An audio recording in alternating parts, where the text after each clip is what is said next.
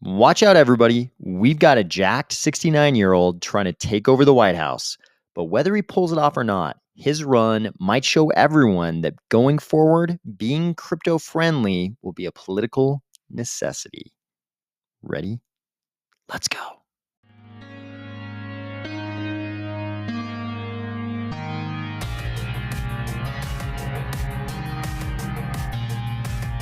Today, we are going to cover the significance of RFK Jr. being pro-crypto, a big new corporate onboarding in Cardano, a surprising secret to crypto SEC compliance, and a surprising prediction around the staking yield of our biggest competitor.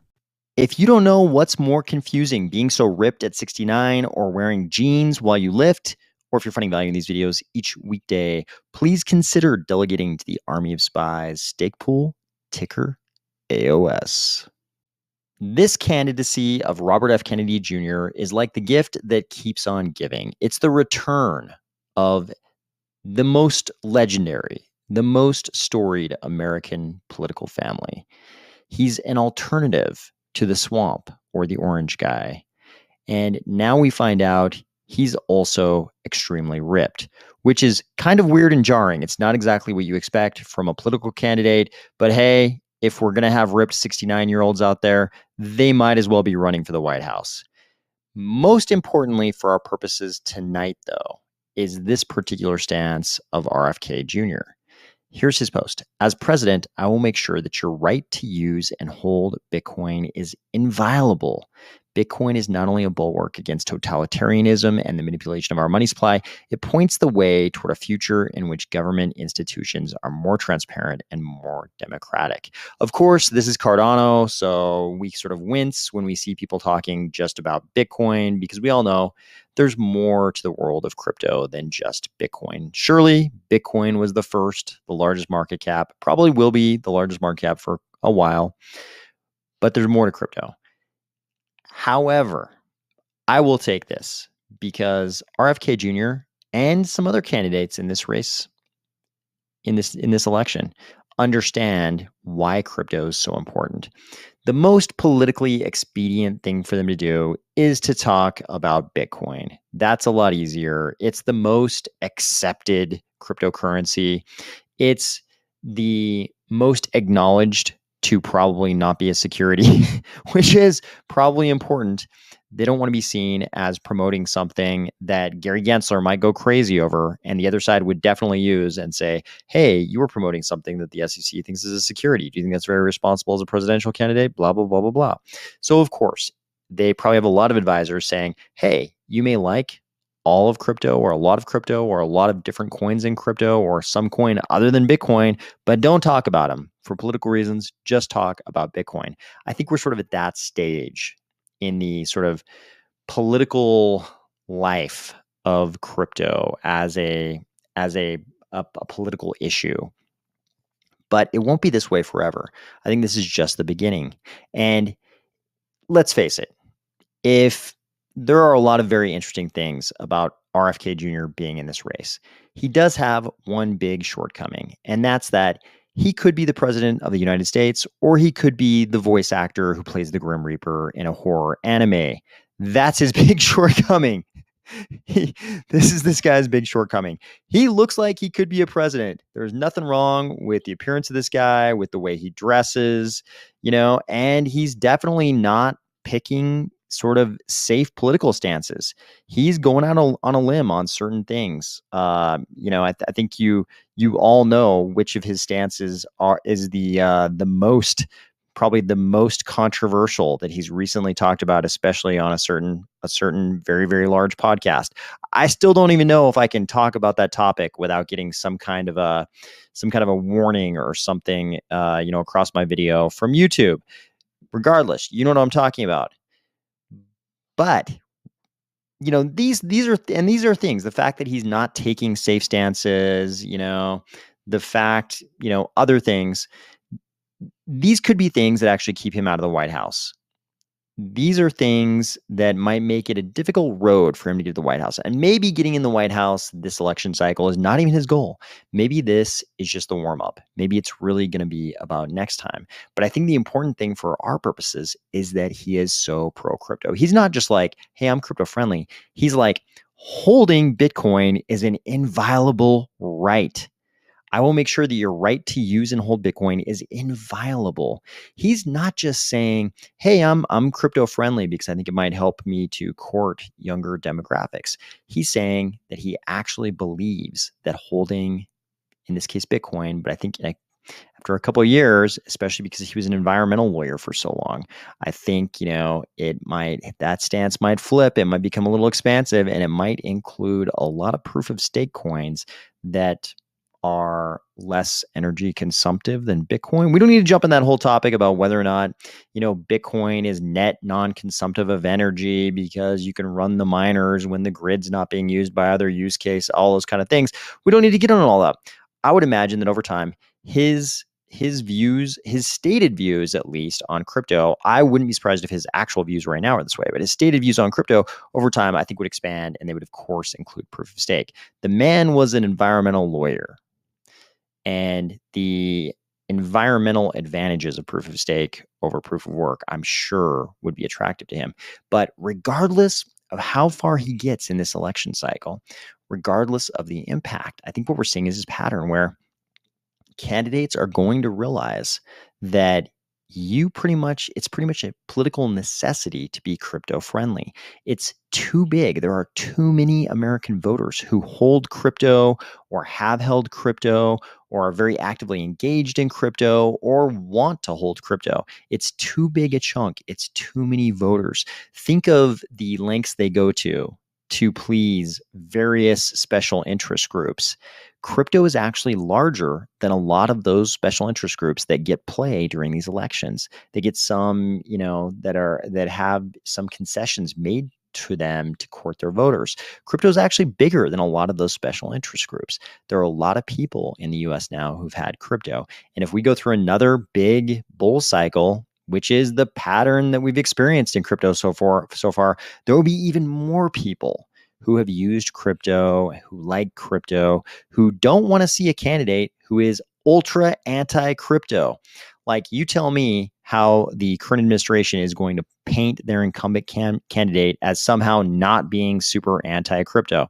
I mean, they can totally just give him a talking point where he jumps on stage one day and says some nice things about crypto, but nobody's going to really believe it. They will, in any kind of discourse on that statement, his opponents are going to bring up all of the extremely anti-crypto things that his administration has done. And people are going to notice that a lot of the outsider candidates who aren't either the current guy or the orange guy, they're all kind of leaning into the crypto thing because they're not idiots. They're either really smart themselves or they have really smart staff who realize what a big chunk of voters this is. And I think once we get rid of the current big players in this election cycle coming up, nobody's going to want to lose that many voters. I think you're going to see a lot more of this. I will make sure that your right to use and hold, but in the future it'll probably be crypto, is inviolable. VodaFone, what? You're one of the biggest telecoms in the world. What are you doing up in my Cardano feed? This post says, does Cardano have NFTs? And it features a ghost. I was like, VodaFone, how do you even know about our ghost motif? They say, join our Discord. Moving the chains, ghost motif. This is all some very Cardano-y lingo with these little ghost symbols. Then they have hashtag Cardano community, hashtag Cardano ADA, hashtag blockchain, at Cardano Cardano CF, IOHK Charles, and Maker. What is going on here? They obviously have the inside line on what's going to pique our interest over here in Cardano. Mystery solved. Patrick Tobler of NMaker posted, onboarded VodaFone to Cardano. Check. What a day. Good job, Patrick and NMaker. Today, someone who is not so loved in Cardano interviewed someone who is probably not liked by anyone in crypto. Laura Shin interviewed Aaron Kaplan, who is the guy from Prometheum, who was held up in that congressional hearing as sort of an example of how crypto companies actually can register with the SEC. And he seemed to spend the entire hearing sort of defending the SEC's position on crypto. So, of course, one of the topics that came up was, hey, how did you manage to comply with the registration requirements as a crypto company?